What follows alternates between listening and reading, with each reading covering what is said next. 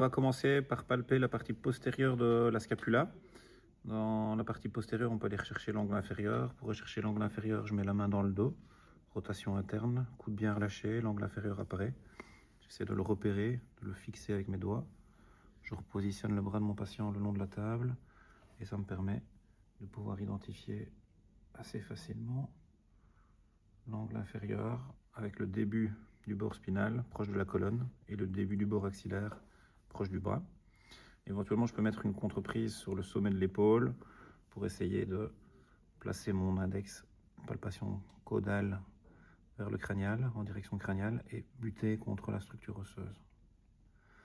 Dans cette partie ici, si je remonte un petit peu sur ma scapula, j'ai la partie musculaire, et je vais retomber sur une partie très dure, très osseuse. Si je tape un petit peu, ça rebondit. Et puis ici, c'est beaucoup plus dur. Je peux délimiter l'épine de la scapula avec la lèvre supérieure et la lèvre inférieure. Et moi, je vais mettre un trait pile entre les deux.